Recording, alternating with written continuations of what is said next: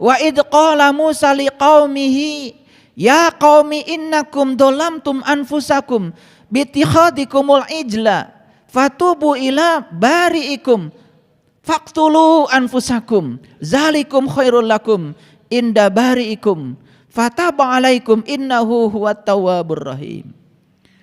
Dan ingatlah ketika Musa berkata kepada kaumnya, hai kaumku, sesungguhnya kamu telah menganiaya dirimu sendiri karena kamu telah menjadikan anak lembu sebagai sesembahanmu. Maka di Quran ada cerita Al-Baqarah, sapi betina, ada cerita anaknya Al-Baqarah, anaknya sapi betina. Sudah tahu? Al-Baqarah itu jasmani kita, tubuh kita. Anaknya Al-Baqarah itu apa? Anaknya Al-Baqarah itu segala hal yang berhubungan dengan urusan jasmani. Jangan lupa, dirimu bukan hanya jasmani. Dirimu ada ruhnya yang harus kamu jaga, yang harus kamu pelihara.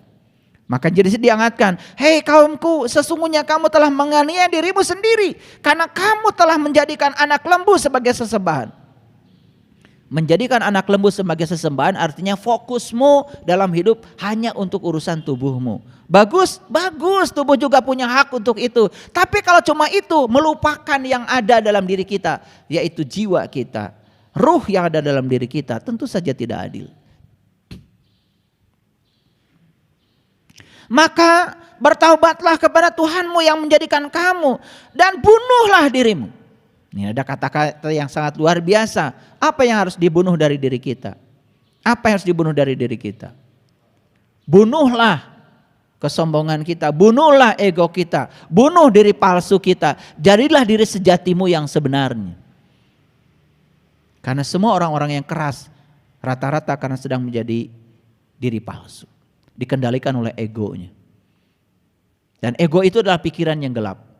Pikiran yang gelap karena tidak pernah bersentuhan dengan kesadaran. Hal itu lebih baik bagimu pada sisi Tuhanmu yang menjadikan kamu. Maka Allah akan menerima taubatmu. Allah hanya akan menerima taubatmu kalau kamu sudah sukses membunuh dirimu. Ini ayat jelas sekali. Allah akan menerima taubatmu kalau kamu sudah sukses membunuh dirimu. Dan saya percaya, siapa saja yang sukses membunuh dirinya, membunuh egonya, membunuh akunya, membunuh diri palsunya, maka dia tidak mungkin lagi jadi bahan bakar bagi neraka. Kenapa? Begitu seseorang sudah bisa bunuh diri dalam tanda kutip, maka dia akan menjadi lembut. Mohon maaf, kalian bisa merasakan ya, bagaimana kalian dulu sebelum saya ajarkan untuk meniti ke dalam diri, keras gak kepalang, betul? Orang lain ngajak pasea, di paseaan. Orang lain benci, tambah benci. Dulu kan begitu kalian. Sekarang kalian berubah. Tidak lagi layanan, tesaruana, sabar, seetik. Kan seetik oke. Yang penting sudah mulai. Nah itu sudah mulai bunuh diri tuh. Ya, artinya diri kita tidak direlakan lagi menjadi bahan bakar api neraka. Sudah lembut. Paham ya? Asik gak ngaji kayak gini? Asik. Kalau ngerti. Makanya ngaji itu yang ngerti. Ya, namanya juga ngaji. Ya, tong loba maca. Bajing teu ngarti. Kita lihat ya ayat selanjutnya. Maaf.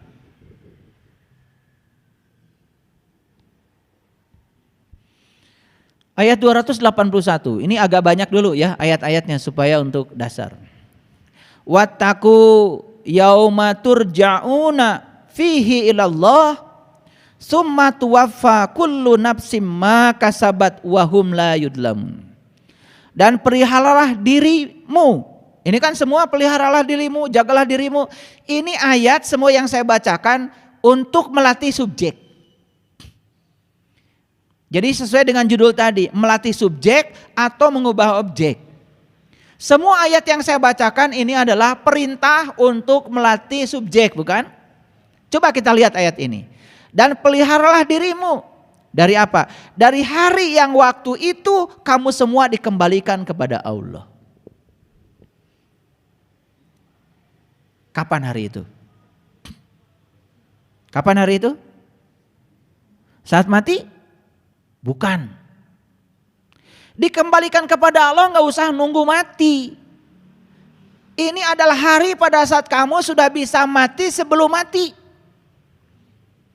Gak usah kita membicarakan mati yang itu. Bicarakanlah mati sebelum mati. Kullu nafsin zaikatul maut. Setiap yang bernyawa harus merasakan rasanya mati. Dan hari itu akan datang bagi orang yang mau. Itulah hari pertemuan kita dengan sang sejati yang ada pada diri kita. Jagalah dirimu dari hari yang waktu itu semua dikembalikan kepada Allah. Kemudian masing-masing diberi balasan yang sempurna terhadap apa yang telah dikerjakan. Sedang mereka sedikit pun tidak dianiaya. Itulah saat kita ikro kita baka kafa binafsika al yauma alaika hasiba. Saat itu kita sedang menyaksikan kitab amal kita. Tidak ada yang teraniaya. Semua kebaikanmu akan kelihatan dan semua keburukanmu juga akan kelihatan. Itulah saat dimana kamu bisa membaca kitabmu sendiri. Bahwa di Quran dikatakan ikra kitabaka kafa binafsika al yauma alaika hasiba. Bacalah kitabmu, cukuplah itu sebagai juru hisabmu. Beruntung ya yang sudah tahu hari ini. Hari yang disebutkan di ayat ini yang sudah tahu beruntung. Tetapi menjadi rugi pada saat kita sedang membaca kitab kita tidak jujur pada diri kita sendiri. Disitulah kita perlu jujur. Karena di situ kita akan melihat diri kita. Terangnya kelihatan, gelapnya juga kelihatan. Saat kita, mohon maaf, saat kita betul-betul bisa memelihara diri, saat itu juga kita akan melihat matahari sesejuk bulan. Kita melihat bintang tanpa batas di langit terdekat kita. Ada sedikit saja dalam diri kita keraguan, ada sedikit saja dalam diri kita halangan. Saat itu kita terhalang dari melihat itu. Mungkin pernah ya? Pernah kan? Bayangkan ketika kalian tidak terhalang. Pada saat itu kalian betul-betul kasyaf. Saat itu kalian betul-betul terbuka hijabnya.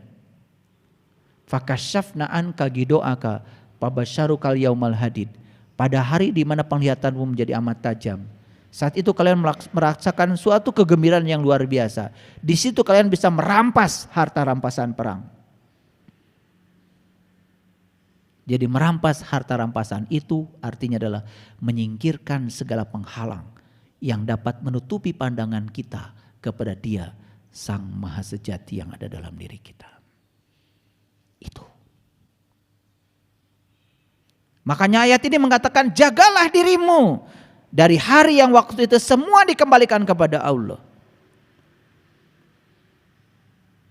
Masing-masing diberi balasan yang sempurna terhadap apa yang dikerjakannya. Sedang mereka sedikit pun tidak teraniaya.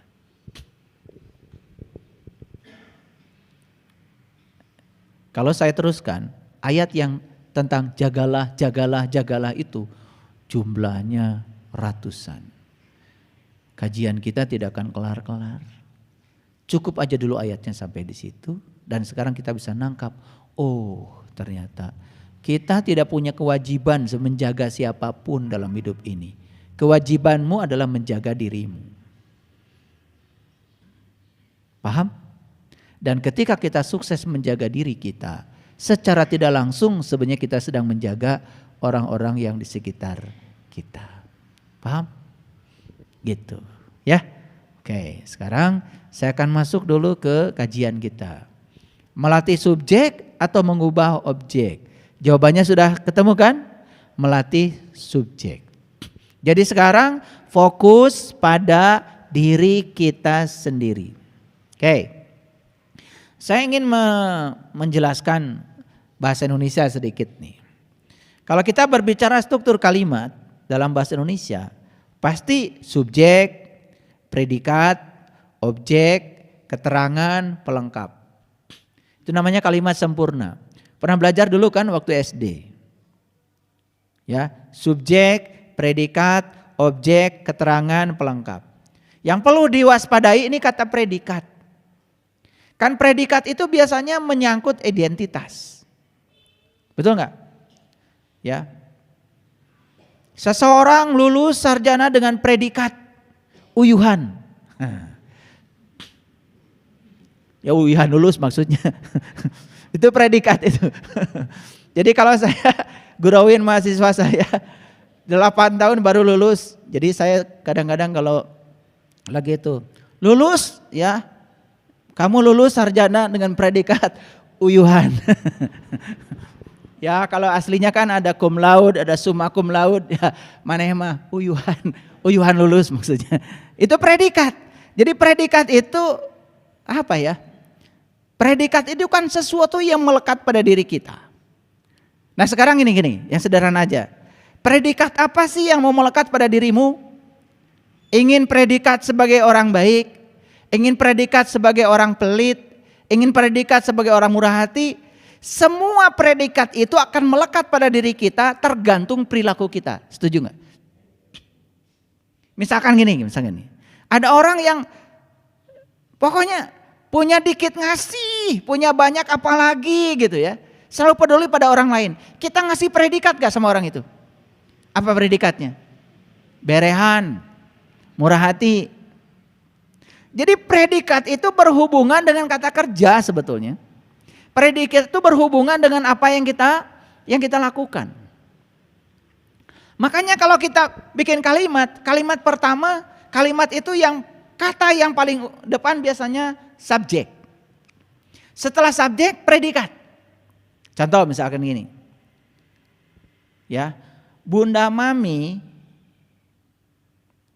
menyapu di halaman. Nah, Bunda Mami itu subjek. Menyapu itu predikat. Disitulah ya. Kalau Bunda Mami nyapunya sering di halaman, orang ngasih predikat sama Bunda Mami. Predikatnya apa? Mani rajin. Itu predikat. Makanya hati-hati ya. Di dalam belajar pelajaran bahasa Indonesia adanya predikat. Predikat itu tergantung apa yang kamu lakukan. Dan yang dilakukan itu adalah kebaikan, predikatnya baik. Yang dilakukan keburukan, predikat juga jadi buruk. Saya tuh kagum ya dengan pelajaran bahasa, kenapa kata kerja disebut predikat? Kalau dalam bahasa Inggris kan verb, ya kan? Kata kerja. Nah kata kerja itu berarti kata yang mewakili apa yang dia lakukan. Betul? Memberi berarti kan melakukan. Ya kan? Tidak memberi juga melakukan. Betul? Oke. Jadi subjek, predikat, objek. Nah sekarang kita lihat ya. Apa sih subjek itu? Subjek adalah pelaku yang melakukan perbuatan, kegiatan, tindakan atau aktivitas tertentu. Subjek biasanya berupa kata benda seperti nama orang, binatang, tumbuhan atau benda. Contoh kalimat yang sederhana, Surya membeli ikan di pasar. Nah Surya itu subjek. Jadi subjek itu kan pelaku utama. Ya, predikat apa yang dilakukannya. Nah, sedangkan objek ya, ini predikat sudah kita bahas tadi ya. Kemudian objek, apa objek? Objek itu merupakan sesuatu yang dikenai tindakan oleh subjek. Jadi objek itu sesuatu yang dikenai tindakan oleh subjek. Jadi subjek melakukan tindakan pada objek, nah tindakannya disebut predikat. Ini belajar bahasa sedikit ya. Sebenarnya ini sudah di SD dulu. Tapi saya ulang supaya ngerti.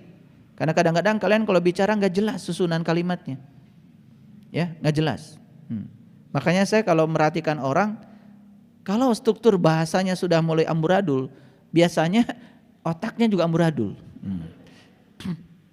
Jadi kalau bicara itu muter-muter nggak jelas. Karena apa? Ya, tidak jelas, tidak pakai grammar. Makanya kalau bicara tuh harus pakai grammar, harus jelas. Apalagi orang-orang yang bicara di publik. Saya sering memperhatikan ya, mohon maaf ya, orang-orang yang sudah menjadi pejabat publik tapi bicara muter-muter gitu, panjang tapi nggak jelas. Kok mau pendek mah? Karena ada orang yang ngomong panjang nggak jelas ya, apalagi pendek. Betul nggak? Panjang aja nggak jelas, apalagi pendek gitu. Nah, bagus kalau bisa bicara kalimatnya itu efektif. Tidak banyak kata yang digunakan, tapi pesannya bisa nyampe pada orang. Makanya di sini latihan komunikasi. Belajar grammar, belajar menyusun kata-kata menjadi kalimat, di mana kalimat itu menjadi sempurna ketika menyampaikan sebuah pesan. Ngerti sekarang objek? Jadi objek itu adalah sesuatu yang dikenai tindakan oleh subjek. Ya contoh, Dodit memakan apel. Nah, Dodit itu subjek, memakan itu predikat, apelnya objek. Nah boleh juga sebetulnya objek itu di depan, apel dimakan Dodik, itu disebut kalimat pasif. Tetap aja pelakunya Dodik. Nah sekarang Dodik itu habis makan apel tapi nyalahkan apel, karena Dodik sakit perut. Benar gak tindakan Dodik? Aduh, gara-gara makan apel saya sakit perut. Nah si Dodit sedang menyalahkan apel. Ini Dodit sedang melatih subjek atau sedang mengubah objek? Mengubah objek. Padahal sebetulnya yang namanya apel itu sebelum dimakan kan harus dicuci dulu. Nah yang harus mencuci apel bukan apel, da apel mah teu boga leungeun. Kan boga leungeun Dodit. Nah, karena Dodit ini melakukan sebuah kesalahan, lalu menumpahkan kesalahan pada apel. Nah, Dodit sedang mengubah objek. Itulah kebiasaan kita dalam hidup. Kalau ada apa-apa, biasa menyalahkan pihak lain. Betul nggak?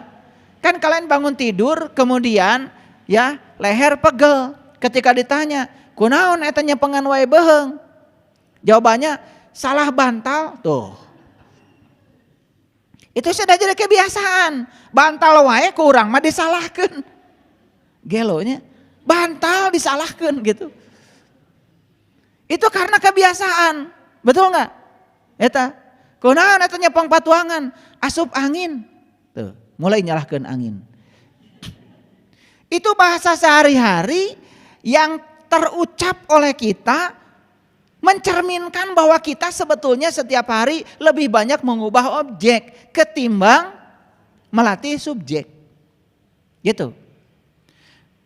Ngerti maksud saya?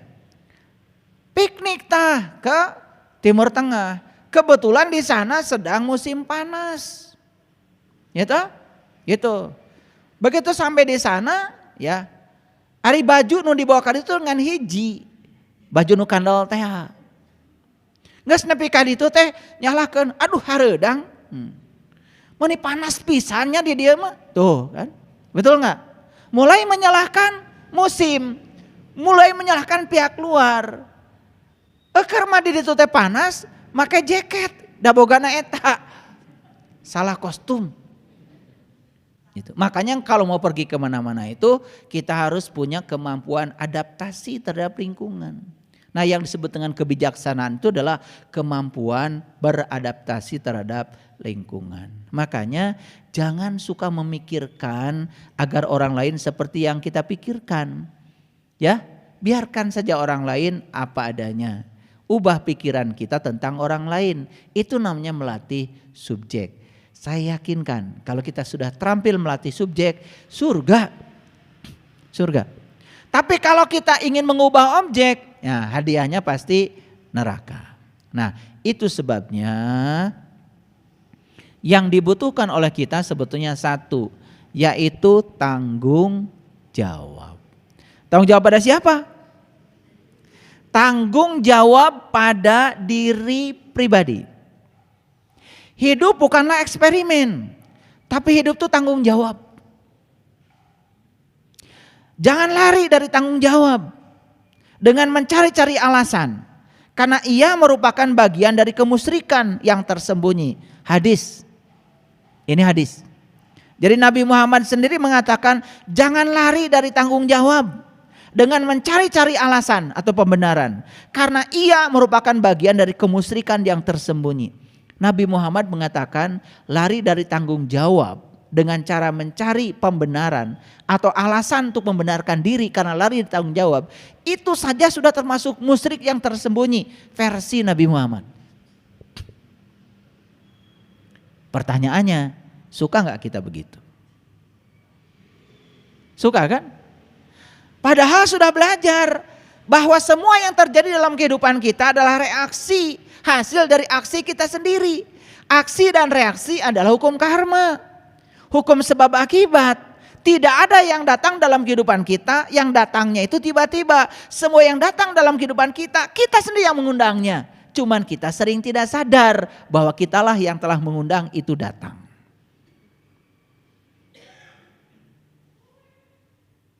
Nah, mulai sekarang kita belajar melatih subjek.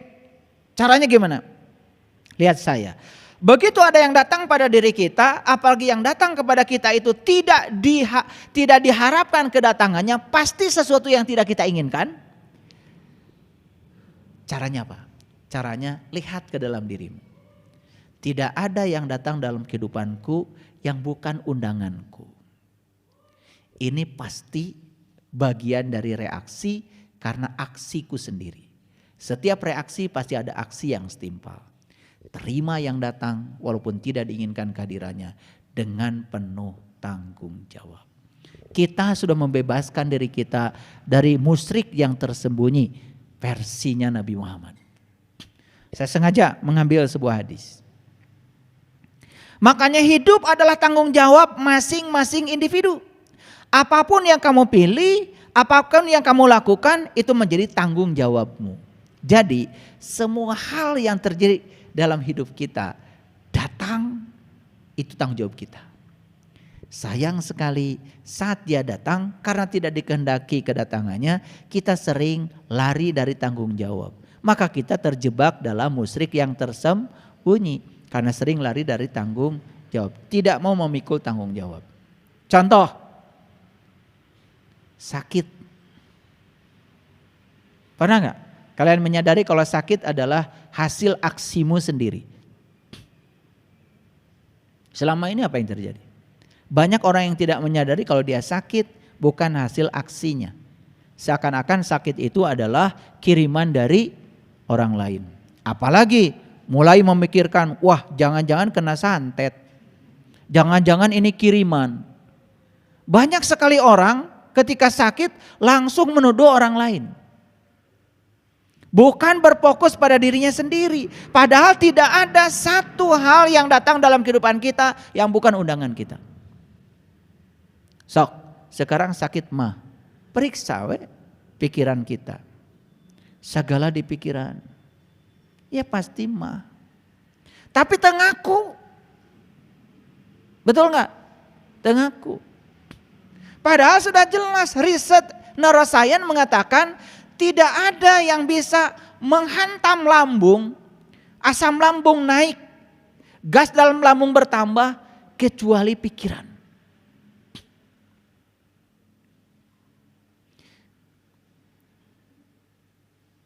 Nah, kita menyalahkan pihak lain, menyalahkan angin, betul nggak? Menyalahkan makanan, semua disalahkan. Akibatnya kita berfokus pada objek, kita lupa melatih subjek. Akibatnya apa? Setelah kita minum obat mah, nah saya nggak sebut mereknya. Setelah minum obat mah apa yang terjadi? Sebentar hilang mahnya.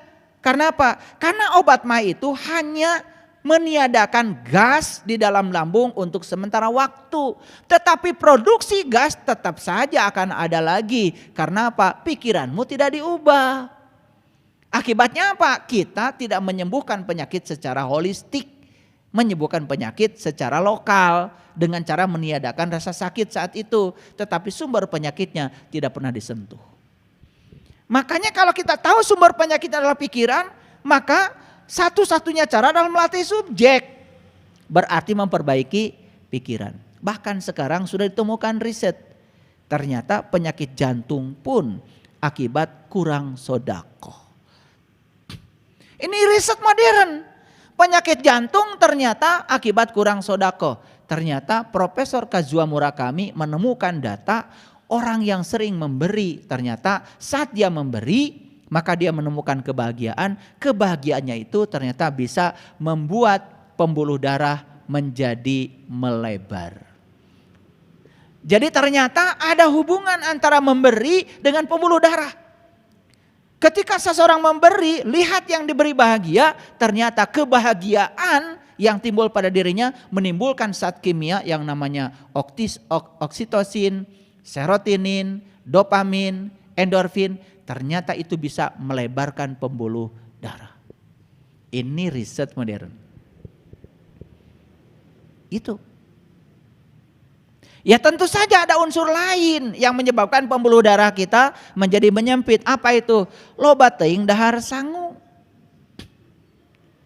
Karena apa? Kolesterol itu akan gampang diikat oleh gula.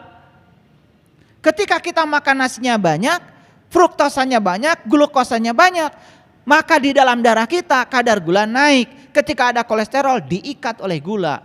Jika gulali coba, gulali mah naon nu euteup kana gulali cicing.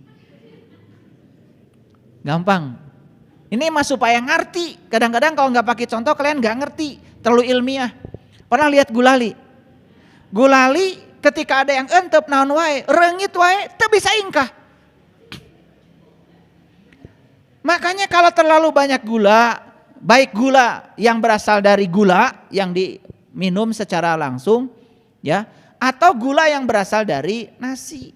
Makanya kemudian orang mengambil cara diet dengan mengurangi nasi, disebutnya ketosis. Ternyata ditemukanlah data orang-orang yang diet keto, artinya mengurangi nasi, ternyata lebih sehat ketimbang orang yang makan nasi. Makanya ada caranya. Jadi kalau kita itu mau makan ya 30 ya 40% buah, 40% sayur, kemudian 20% saja nasi. Jadi memeh dahar teh tinggali heula geus bener persena acan. 80% sangu. Iya. Nyempil we di ujung eta lauk sepat. Sambal we sacolek. Ya udah, akibatnya apa? Gula pun kalau tidak bisa diubah menjadi energi, dia pun akan diubah menjadi kolesterol.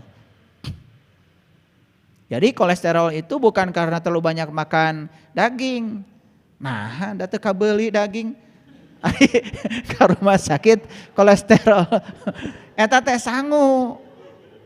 Karena hati kita itu pintar, tidak bisa diubah menjadi energi, ya, pankreas juga enggak sanggup lagi, maka diubah menjadi kolesterol. Ini pengetahuan sedikit, ya. Jadi oleh karena itu apapun perlu knowledge.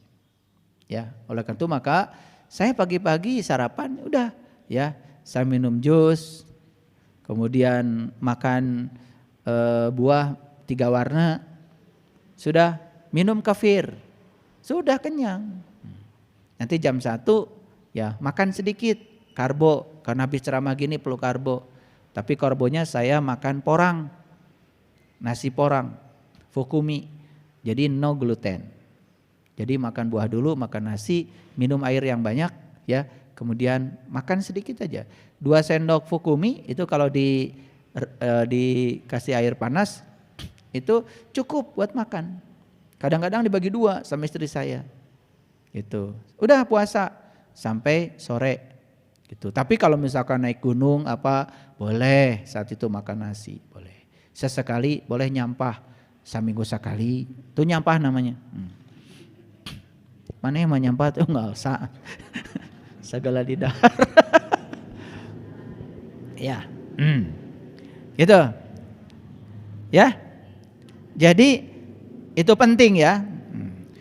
Jika ingin dipercayakan dengan hal-hal besar, maka mulailah bertanggung jawab dengan hal-hal kecil. Ini nih, lihat saya. Kan kita ingin orang lain percaya sama kita kan. Ingin orang lain memberikan tanggung jawab yang besar kepada kita. Modelnya sederhana. Tidak mungkin orang lain memberikan tanggung jawab yang besar kepada kita kalau kita belum bertanggung jawab pada hal-hal kecil. Dan tidak mungkin juga Allah tiba-tiba ngasih tanggung jawab yang besar kepada seseorang. Karena ketika dikasih tanggung jawab yang kecil saja tidak mampu. Ingat ya. Ketika kita mulai memikirkan orang banyak. Itu sebetulnya semesta sedang ngasih tanggung jawab yang besar kepada kita. Dan kenapa kita dipercaya untuk memikirkan yang besar? Karena kita sudah dipercaya untuk mampu menyelesaikan tanggung jawab yang kecil-kecil. Itu penting untuk kita tahu. Nah, oleh karena itu ya, kita harus kembali sadar bahwa kehidupan ini adalah sekolah. Dan di sekolah kehidupan ini ada yang namanya kurikulum. Jadi kurikulum di sekolah kehidupan ini kalau kita tahu sebetulnya tujuannya cuma satu, melatih subjek. Semua kurikulum di dalam sekolah kehidupan ini satu sebetulnya tujuannya, melatih subjek. Contoh sederhana. Nih, contoh sederhana. Ada orang yang mengalami kejadian yang sama berulang-ulang. Dari mana kejadian yang sama berulang-ulang? Dari luar. Sepanjang kita belum bisa menerima kejadian itu dengan ketulusan, dengan keikhlasan, maka yang berulang-ulang itu akan datang terus menerus. Bukankah sebenarnya semesta sedang melatih kita supaya kita berubah? Begitu kita mengubah, asalnya menolak menjadi menerima terhadap yang datang berulang-ulang, yang berulang-ulang stop, tidak ada lagi. Dan yang berulang-ulang akan datang terus sepanjang kita tidak melatih diri untuk menerima. Makanya pelajaran dari semesta yang pertama adalah melatih subjek. Jadi kalau saya rangkum kehidupan kita di kehidupan ini, sebetulnya tujuan dari semua peristiwa yang hadir dalam kehidupan kita cuma satu tujuannya, melatih subjek. Kalau nggak percaya silahkan. Lihat dalam hidup ada yang datang berulang-ulang kepada kita yang kita tidak ingin. Sepanjang kita tidak mengubah diri kita untuk bisa menerimanya, yang datang berulang-ulang yang tidak diinginkan itu akan datang berulang-ulang. Begitu kita sudah melatih diri dan bisa menerima seutuhnya, stop, ganti yang lain. Bukan berarti stop tidak ada lagi, ganti yang lain, episodenya diganti. Tetapi bukan eta wae. Yang kedua, bukan mengubah objek, bukan berfokus kepada perubahan di luar diri. Tidak penting kita mengubah objek, karena yang paling penting adalah melatih subjek. Nah sekarang stop mengubah objek. Jadi saya sudah ngasih wiridan, sangat ampuh wiridan itu. Jangan usil, jangan komentar, maafkan, biarkan. Jadi kalau saya ditanya, ayah bagaimana caranya supaya orang yang terdekat dengan saya berubah? Dah, mau kasih wiridan? Mau. Wiridannya jangan usil, jangan komentar, maafkan, biarkan. Karena usil yang kita lakukan keluar berarti sedang mengubah objek. Komentar yang kita lakukan keluar sedang mengubah objek. Ubah saja subjeknya, latih diri kita. Ternyata begitu kita mengubah ke dalam, yang di luar kok ikut berubah ya. Itu dahsyatnya ketika perubahan dilakukan ke dalam. Saya kasih tahu tadi, merubah ke dalam surga hadiahnya. Mengubah keluar neraka hadiahnya. Jadi agama adalah alat pertahanan diri untuk melindungi diri dari kejahatan diri kita sendiri. Jadi kita tidak perlu melindungi siapapun. Lindungi aja diri kita dari kejahatan diri kita sendiri. Begitu kita sudah selesai dengan diri sendiri, gak ada konflik lagi, percayalah sama saya. Kita pun tidak mungkin konflik dengan siapapun di luar. Makanya ada kata-kata bijak, begitu seseorang menemukan rumah suci di dalam, semua yang di luar menjadi suci. Begitu seseorang menemukan keindahan di dalam, semua di luar menjadi indah. Begitu seseorang menemukan kemuliaan yang dalam, apapun yang di luar menjadi mulia. Jadi itulah surga. Surga adalah orientasi pada diri sendiri. Belajar mengungkapkan cinta, bukan memaksakan cinta. Jadi sudah terjawab enggak judul ini? Sudah terjawab? Oke. Melatih subjek atau mengubah objek? Jawabannya apa? Oke. Siap? Oke. Mulai sekarang berfokus pada dirimu sendiri. Belajar bertanggung jawab pada dirimu sendiri. Disitulah surga akan ditemukan. Kenapa selalu banyak konflik? Karena kalian terlalu banyak membuang energi untuk mengubah objek. Sementara kalian tidak punya energi untuk melatih subjek. Terima kasih. Assalamualaikum warahmatullahi wabarakatuh.